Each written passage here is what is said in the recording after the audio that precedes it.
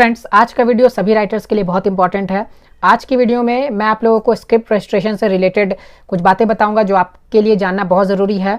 देखिए, बहुत सारे राइटर्स ये डाउट में रहते हैं कि क्या उन्हें स्क्रिप्ट रजिस्ट्रेशन के अलावा, यानी जो वो स्क्रीन प्ले रजिस्टर कराते हैं, स्क्रिप्ट रजिस्ट्रेशन कराते हैं, तो उसके अलावा उन्हें कॉन्सेप्ट, वन लाइनर, इन सभी चीज़ों को रजिस्टर करवाना चाहिए या नहीं करवाना चाहिए, और अगर करवाना चाहिए तो क्या क्या चीज़ों को उन्हें रजिस्टर करवाना चाहिए।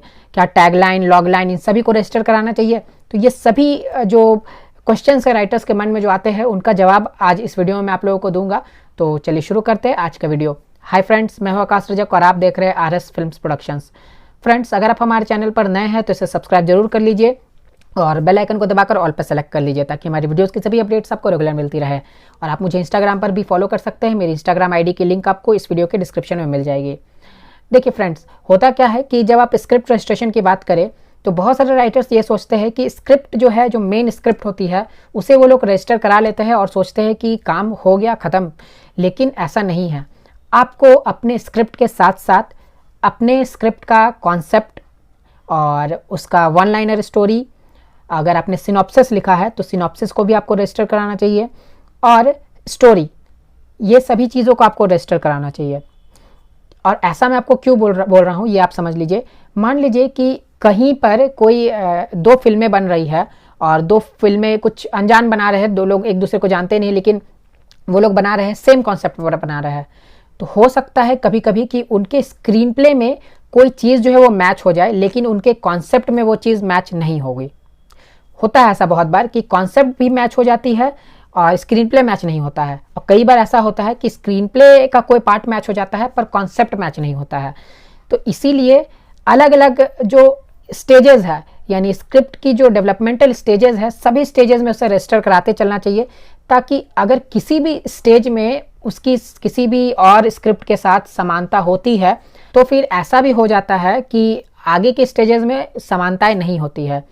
अगर सिंपल शब्दों में इसे कहा जाए तो मान लीजिए कि आपने कॉन्सेप्ट लिखा और कॉन्सेप्ट लिखने के बाद आपका कॉन्सेप्ट किसी के साथ मैच कर गया, लेकिन आपने जो स्क्रीन प्ले लिखा, ज़रूरी नहीं है कि आपका स्क्रीन प्ले भी उसके साथ मैच हो जाएगा।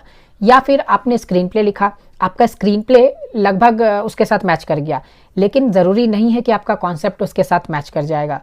तो ये चीज़ें होती है। तो इसीलिए आपको अलग अलग स्टेजेस में उसे रजिस्टर कराना पड़ता है। और यहाँ पर यही एक कारण नहीं है, इसका मेन कारण यह भी है कि आप इन सभी चीज़ों को भेजते हैं प्रोड्यूसर्स को। तो जो भी चीज़ आप प्रोड्यूसर्स को भेजते हैं उसे आपको रजिस्टर करवा लेना चाहिए। जैसे आप मान लीजिए प्रोड्यूसर्स को आप भेजते होंगे, कॉन्सेप्ट भी भेजते होंगे, आप लोग सिनॉप्सिस भी भेजते होंगे, फिर वन लाइनर स्टोरी भी भेजते होंगे, और जब आप मिलते हैं उनसे तो स्टोरी भी कभी कभी सुनाते होंगे। तो कब किस चीज़ के आपको काम पड़ जाए वो आप कह नहीं सकते। मान लीजिए कि प्रोड्यूसर आपसे बोलते हैं कि आप मुझे वन लाइनर स्टोरी सुनाइए, अगर वो रजिस्टर्ड नहीं होगी तो आप उन्हें कैसे सुनाएंगे? तो उस समय आप फंस जाएंगे। आपके पास एक ऐसा सिचुएशन आ जाएगा जहां पर आप ना तो उन्हें सुना सकते हैं और नहीं सुनाएंगे, तो फिर आपको लॉस होगा। तो ये चीज़ है। तो इसीलिए आप रजिस्टर करवाते हुए सभी चीज़ों को चलेंगे तो ज़्यादा बेटर रहेगा। तो उम्मीद है कि मेरी बातें आपको समझ में आ गई होंगी कि स्क्रिप्ट रजिस्टर आप कराते हैं तो आपको क्या क्या चीज़ें रजिस्टर करवा लेनी चाहिए।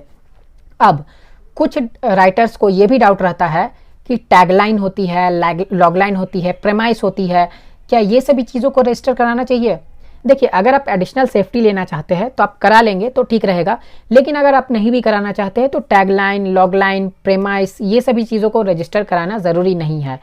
मैंने जो आपको बताया कि आप कम से कम कॉन्सेप्ट रजिस्टर करा ले, फिर आपने प्लॉट लिखा है तो उसे रजिस्टर करा सकते हैं, सिनॉप्सिस आप रजिस्टर करा ले, वन लाइनर स्टोरी रजिस्टर करा ले, स्टोरी रजिस्टर करा ले, और स्क्रीन प्ले या स्क्रिप्ट रजिस्टर करा ले। तो उम्मीद है कि आपको सभी चीज़ें जो आपको रजिस्टर कराना है वो आपको पता चल चुका होगा और इससे आप सभी राइटर्स को फ़ायदा हुआ होगा। तो जल्दी से कर दीजिए इस वीडियो को लाइक और शेयर, और फिर मिलते हैं हम लोग एक नई वीडियो के साथ जो फिल्म मेकिंग से रिलेटेड होगी। तब तक के लिए बाय बाय।